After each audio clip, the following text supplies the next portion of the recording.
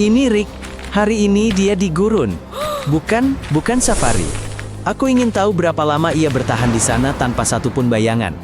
Suhu udara 49 derajat. Permukaan pasir sekitar 70.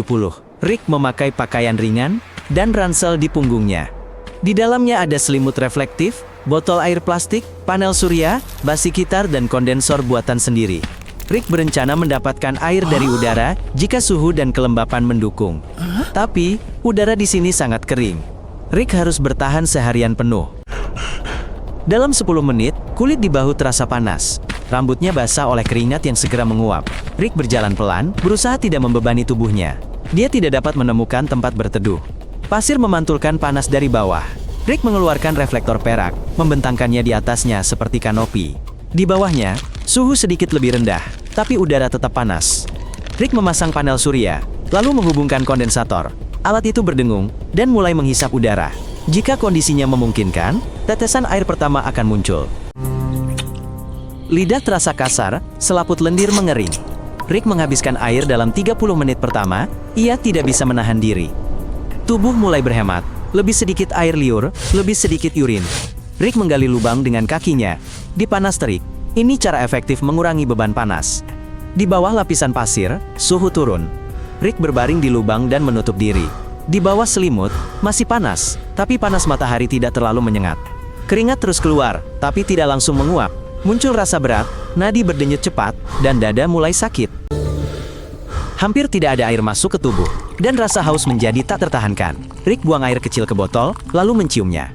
Hampir tidak ada bau, tubuh mematikan fungsi yang tidak perlu. Dia meneguknya. Cairan itu hangat, sedikit asin, dengan rasa pahit. Ini tidak mematikan, tetapi kadar garam dalam cairan itu terlalu tinggi.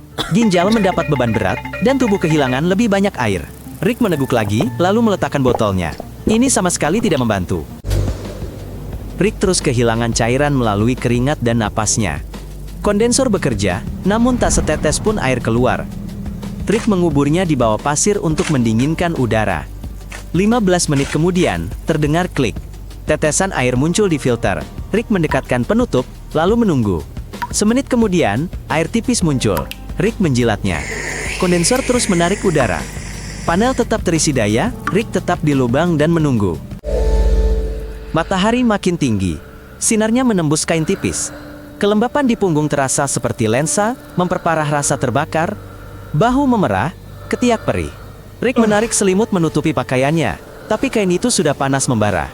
Pakaian menempel, setiap gerakan menyakitkan. Udara tak bergerak, keringat tak keluar. Kulit mencoba melindungi diri, namun panasnya terlalu banyak. Setiap sentuhan melukai kulit. Rick menekan telapak tangan ke dada. Hanya itu yang nyaman. Dia mulai menggigil. Ini reaksi paradoks dari tubuh yang kepanasan.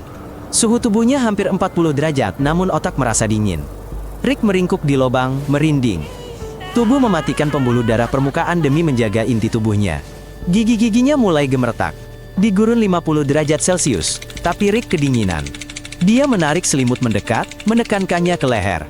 Di sekelilingnya hanya ada cahaya terang dan panas terik. Rick mencoba berdiri, lalu jatuh. Awalnya kakinya tidak menurut. Lalu jari-jarinya. Ini kram. Otot-ototnya menegang sendiri, perutnya terasa tertarik ke bawah. Rick menggeliat, mengepalkan tinjunya. Kehilangan natrium, dehidrasi, dan panas adalah kombinasi sempurna pemicu kejang. Dia memijat kakinya, lalu hanya berbaring, berharap nyeri itu mereda. Setiap menit terasa seperti 1 jam, dan bergerak makin sulit.